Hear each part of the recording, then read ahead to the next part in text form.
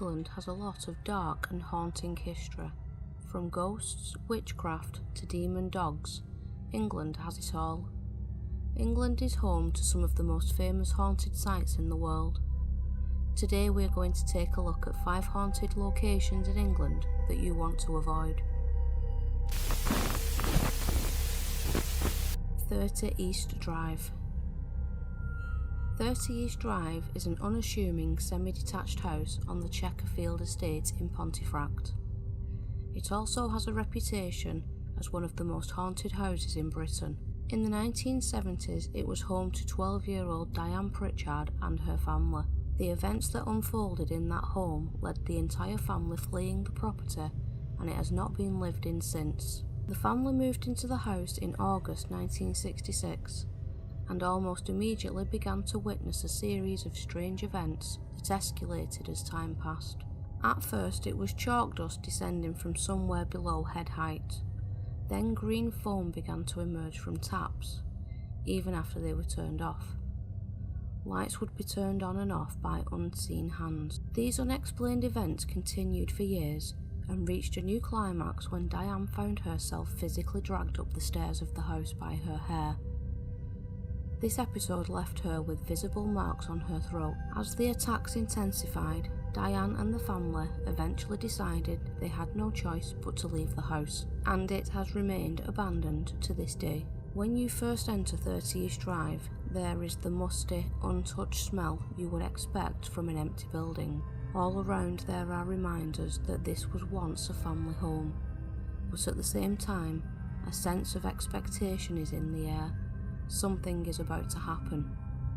Activity here is frequent and intense. Lights go on and off on their own. Noises are heard in the hallway and objects move on their own. The bed in one of the bedrooms was recently destroyed by the poltergeist. A brave individual who managed to spend part of the night in that room found himself pinned to the bed in fear. The main poltergeist here was known as Fred by the Pritchard family. Recent investigations have also uncovered the presence of a female spirit in the house. A visit here is certain to be intense and impossible to prepare for. Pendle Hill. No one who has read even the most cursory details about the witch-hunting craze which gripped England in the 17th century could fail to have heard of the name Pendle. The small town was the site, in 1612, of fully fledged witch mania, and before the year was out, 12 people were dead, hanged as witches. The 2 families at the heart of the coven, as it was supposed to be, were possibly a little eccentric, and had certainly badly frightened various neighbours, who went to the magistrates with their accusation of witchcraft. These accusations were taken seriously, as they would be when King James I himself had written a book on the subject of witches, believing in them implicitly. The discovery of witches took an unpleasant line. These women, as they mostly were ducked in water, run round the room to prevent them sleeping, and pricked with trick needles to look for the devil's mark. If they had a pet, it was considered a familiar, which could transform into a demon at will. They were believed to be able to fly, to transform themselves into animals, and to bring death and destruction to those they disliked. And the witches didn't really help themselves, it must be said. They employed all kinds of hallucinogens to help themselves through the dark winter evenings, and they believed most of what the people said about them, so the whole witchcraft area is a bit of a grey one. Skirrid Inn is reputedly the oldest pub in Wales, built over 900 years ago and first reported in the year 1100.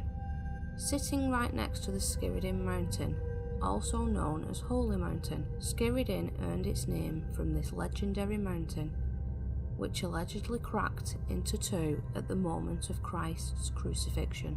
Much of the original construction of the inn remains, and the mountain stone in the forecourt is said to have been used by many Welsh and English kings, most notably the revolutionary Owain Gladwyn, who allegedly assembled his men here in the 14th century.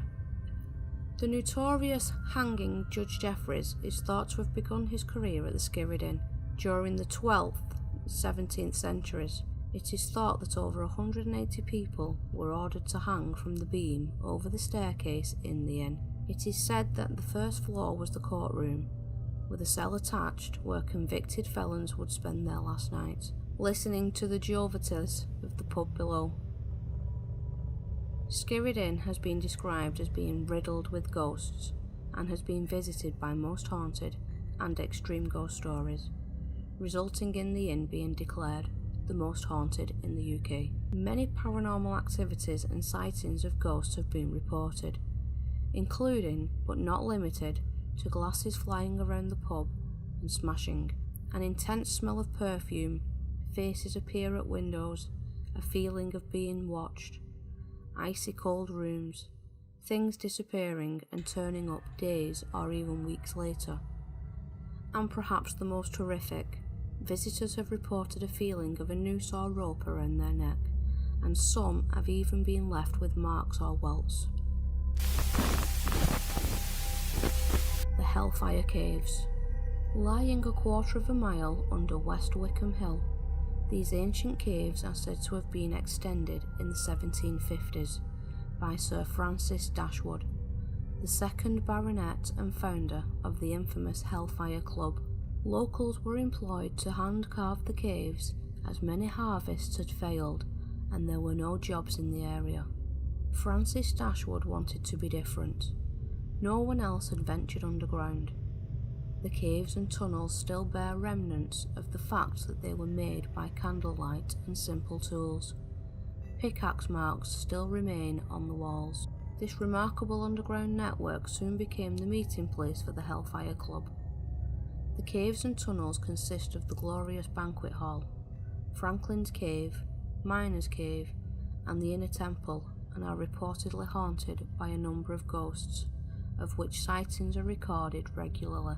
Visited by most haunted and ghost hunters, and feature on Great British Ghosts in January 2012, Hellfire Caves are steeped in history and hauntings. The caves were refurbished in the late 1940s to early 1950s by the 11th Baronet, Francis Dashwood.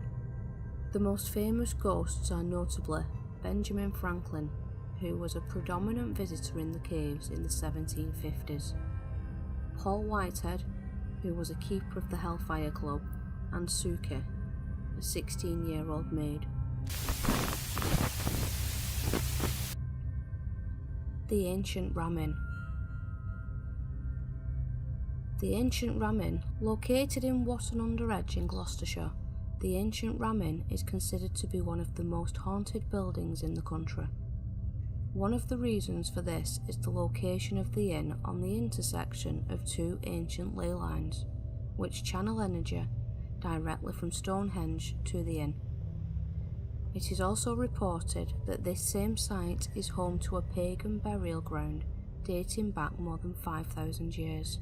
The inn dates from 1145 and has enjoyed a colourful history that has seen it play host to the slaves working on the construction of the nearby St Mary's Church, and a suspected witch who was later burned at the stake. There is also evidence of devil worship and ritual sacrifice at the inn, with child skeletons being found under the staircase. The present owner, John Humphreys, purchased the property in 1968 and still lives on the premises. The inn has featured on numerous television shows, including Most Haunted and Ghost Adventures. Visitors to the Ancient Ram have reported many spectres over the years. Often the appearances are related to the numerous stories which have grown up with the building over the years. The Witch's Room, where the Capuchin witch sought refuge before she was captured, is apparently still haunted by her spirit. Another room, known as the Bishop's Inn, is located on the first floor of the building.